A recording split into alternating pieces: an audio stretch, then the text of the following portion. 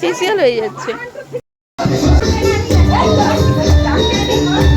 কথায় বলে বাঙালির 12 মাসে 13 পার্বণ, আর 13 পার্বণের মধ্যে বিয়েটা কিন্তু অবশ্যই পড়ে। বাড়ির কারো বিয়ে বা নিকট আত্মীয়ের কারো বিয়ে। আর বিয়ে মানে সাজগোজ, খাওয়া দাওয়া, মজা, কার না ভালো লাগে বলো? তাই আমিও চললাম বিয়ের ভোজ খেতে। আমার এক জ্যাঠতুতো দাদার ছেলের বিয়ে, যাব রায়গঞ্জে। তাই সকালবেলা উঠে হাওড়া স্টেশনে চলে গেলাম। হাওড়া স্টেশন থেকে কুলিক এক্সপ্রেস ধরে রায়গঞ্জের পথে যাত্রা। এই দেখো স্টেশনে চলে এসেছি। যাই হোক, ট্রেনেও বসেও পড়েছি, এবার ট্রেনটা ছাড়লো।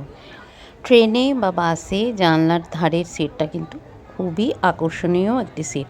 সবসময় উঠেই চেষ্টা করি জানলার ধারে সিটটা পেতে, আর রিজার্ভেশনটা সেইভাবেই ছিল। যাই হোক, জানলার ধারে বসে বাইরের প্রাকৃতিক সৌন্দর্য উপভোগ করতে কার না ভালো লাগে। তো আমিও যথারীতি সেই প্রাকৃতিক সৌন্দর্য উপভোগ করলাম, আর কিছু ভিডিও করে নিলাম, তোমাদের সাথে সেগুলো শেয়ার করছি। আর আজকে বিয়ের পুরো ভিডিওটাই তোমাদের সাথে শেয়ার করব।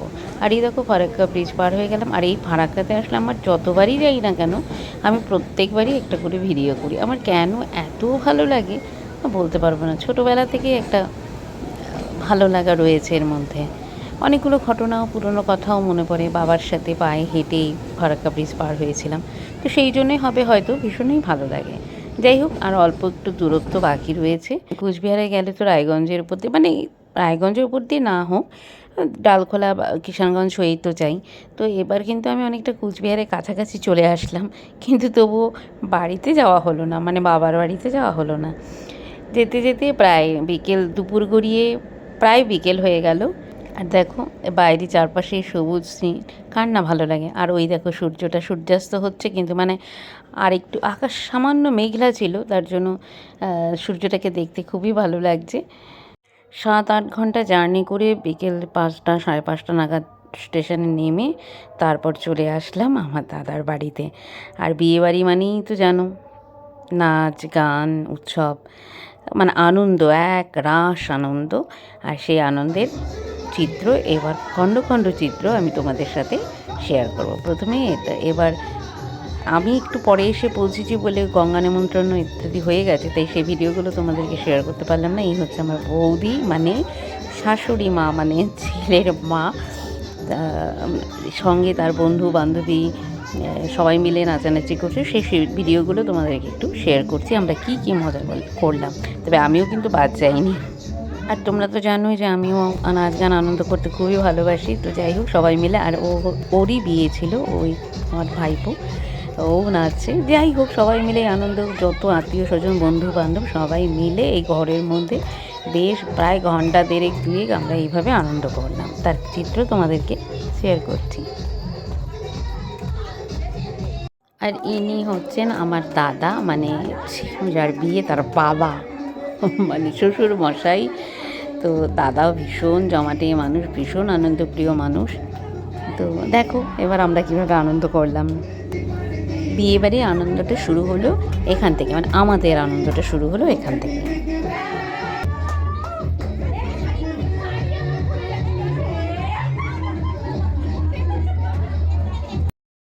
আর তোমরা তো জানো যে আমি ভীষণ আনন্দ করতে ভালোবাসি, আর একটু বাজনা বাজলেই হলো। যাই হোক, আমিও আর বাদ গেলাম না।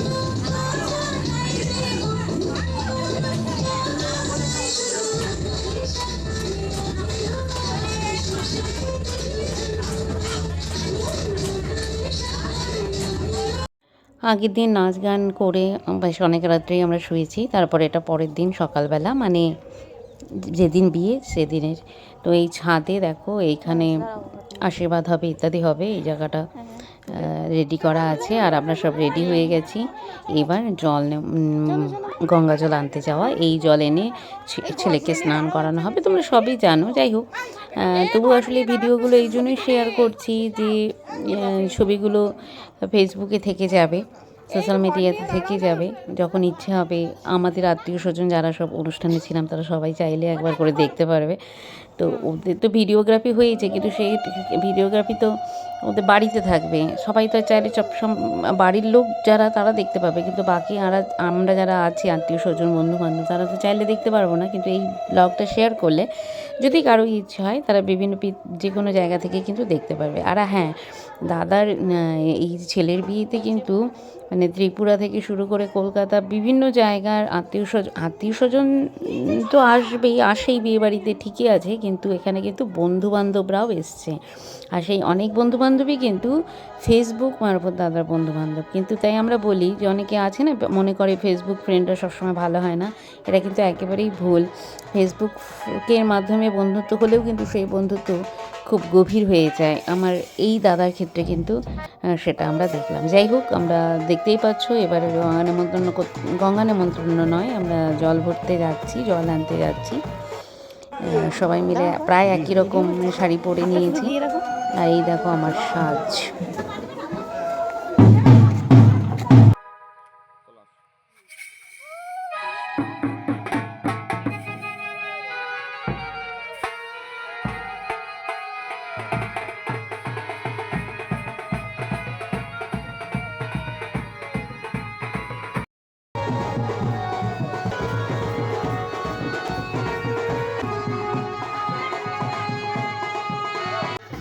পুকুরটা কিন্তু খুব একটা দূরে ছিল না, বাড়ির পেছন দিকেই, তার জন্য আরও বেশি সময় ধরে আমরা মজা করেছি।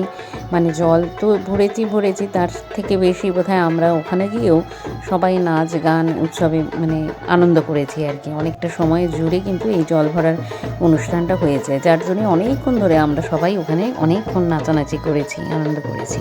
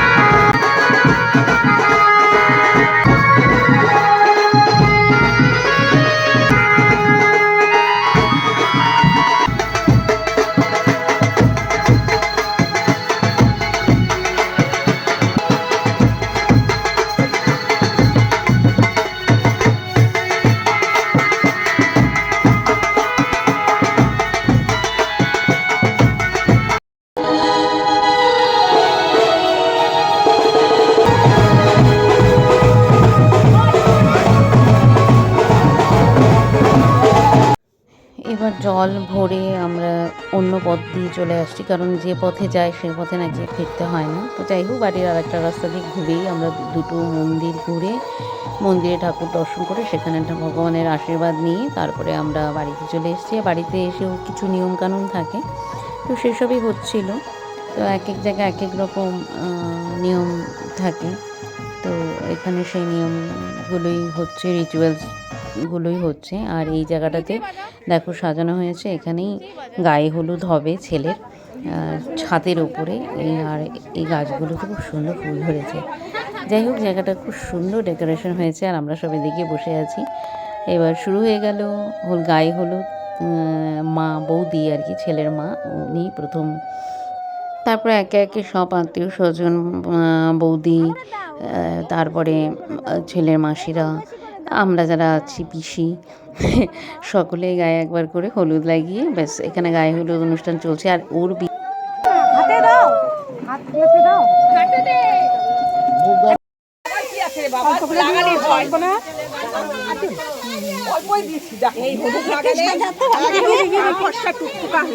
হ্যাঁ একটু দিই, হাত থেকেই দিয়ে দিই,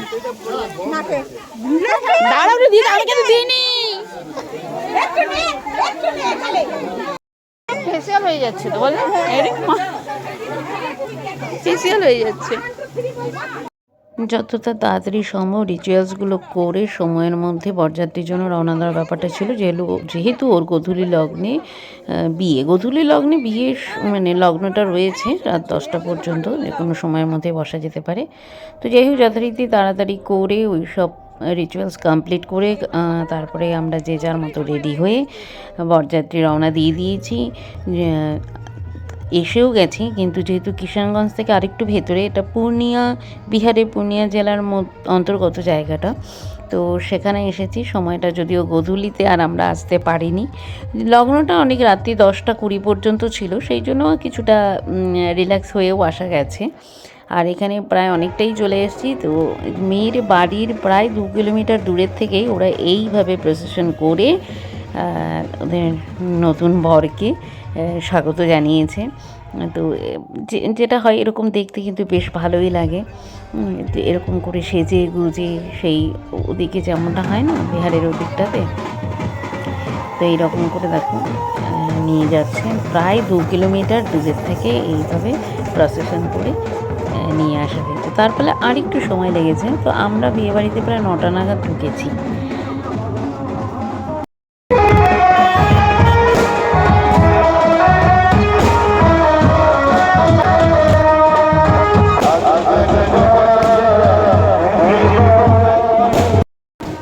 এই জায়গাটা তোমরা একটু ফলো করো, যে এই দেখো যিনি অর্গান বাজাচ্ছেন ওই গাড়ির ভেতরে বসে, আমি প্রথমে ভেবেছিলাম যে মাইকে গান হচ্ছে, পরে দেখছি যে না, মানে রেকর্ডে গান হচ্ছে ভেবেছিল, পরে দেখছি না, উনি এক হাতে অর্গানও বাজাচ্ছেন আর এক হাতে মাউথপিস দিয়ে গান করছেন। এটা কিন্তু বেশ ভালো লেগেছে।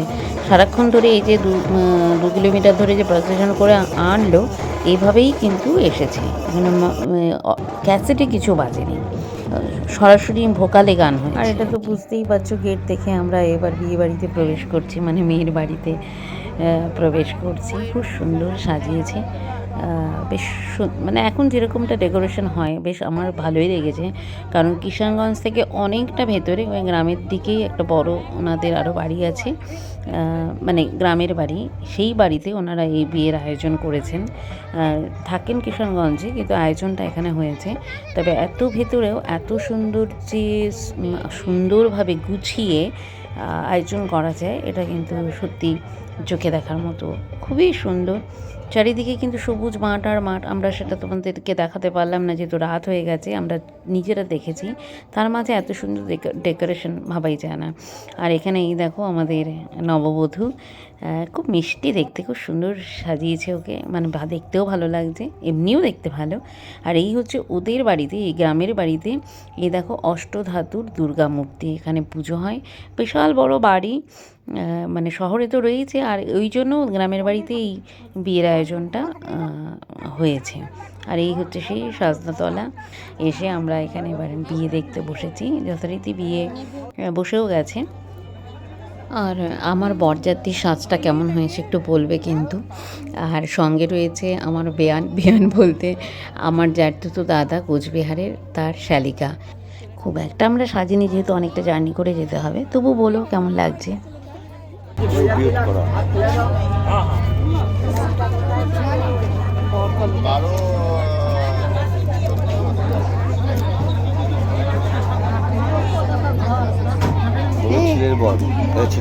ছেলের বাবা, বর কর্তা মানে ছেলের বাবা।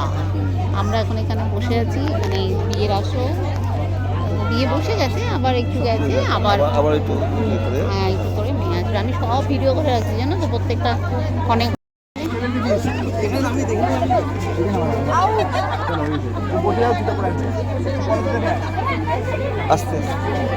দেখো ওই জায়গাটা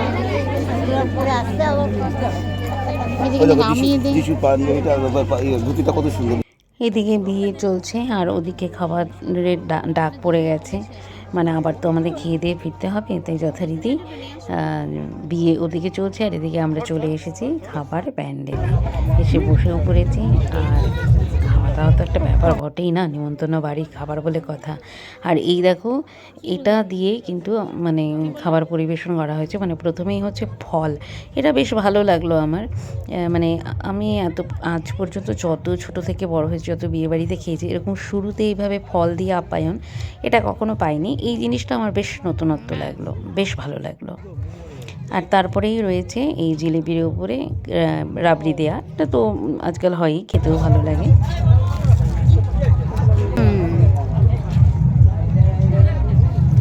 ভালো, খেতে ভালো। তারপর ফলের পরে একে একে অনেক খাবারই পড়ে গেছে, সবটার ভিডিও আমি করতে পারিনি। ছোলে ভাটুরেও ছিল, ভাটুরেটা খাওয়া হয়ে গেছে, ছোলেটা রয়েছে। এবার কাতলা মাছ, পনির, আলুর চিপস, দু রকম, একটা গোল গোল, একটা এমনি যেটাকে আমরা আলু ভাজা বলি সেটা। তারপরে ছিল পাবদা মাছ। আর খাবারগুলো খুব টেস্টি, গরম গরম খাবার, আর খুব টেস্টি। আর বিশাল বড় জায়গা জুড়ে খাবার প্যান্ডেল, যেটা হয় আর কি গ্রামের বাড়িতে। আর যেটা ছবি তোলা হয়নি, প্রচণ্ড ভিড় ছিল, স্টার্টারও ছিল অনেক। তো সেই ছবিটা আমি আর তুলতে পারিনি, সেই জায়গাটা এতটাই ভিড় ছিল। আর এদিকে পাবদা মাছ, তারপরে মাটন তো থাকবেই, বিয়েবাড়ি বলে কথা। পোলাও ছিল, সাদা ভাতও ছিল, কিন্তু আমি সাদা ভাতটাকেই বেশি গুরুত্ব দিয়েছি। মানে আমার মনে হয়েছিল এত খাবার তো সবই তো একটু একটু করে টেস্ট করেছি, অত খাবারকে একসাথে খাওয়া যায়। যাই হোক, সব একটু একটু করে টেস্ট করেছি, তারপরে আমার মনে হয়েছে না, মাটন দিয়ে সাদা ভাতই খাই।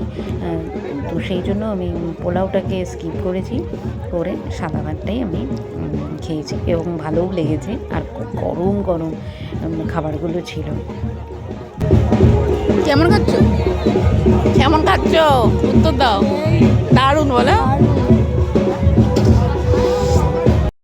শেষ পাতে দই, 2-3 রকমের মিষ্টি এবং সমস্তটাই যাচাই, যে যতটা খেতে পারো, কিন্তু সবটাই ভিডিও তো করা সম্ভব হয়ে ওঠে না। যাই হোক, এসে এবার আমরা বেরিয়ে যাব। তার আগে এবার খাওয়া হয়ে গেছে। এবার এখানে এসে দেখি বিয়ে চলছে, সতারিতে কনেকেও সাজনাতলায় নিয়ে আসা হয়েছে, বিয়ে চলছে। কিন্তু অনেকটা রাত হয়ে গেছে, প্রায় 11:30 বাজে। এবার আমাদের যাবার পালা, আবার ফিরবো এতটা দূর। কিছু লোক থেকে যাবে, বাসি বিয়ে যেহেতু করাতে হবে, আবার কিছু লোক আসবেও কালকে। তবে আমাদের অন্তত এখন যাবার পালা, তাই বিয়েটা কিছুক্ষণ দেখে আমরা বেরিয়ে পড়লাম। তো তোমাদের ব্লগটা কেমন লাগলো অবশ্যই কমেন্ট করে জানাবে। কলকাতা থেকে এসেছি বিয়েটা অ্যাটেন্ড করতে, আমাদের তো খুবই ভালো লেগেছে। আর ব্লগটা কেমন লাগলো অবশ্যই জানাবে। আবার দেখা হবে নতুন ব্লগের সাথে, আরও চমক থাকছে, পুরো বিয়ের ভিডিওই তোমাদেরকে শেয়ার করব।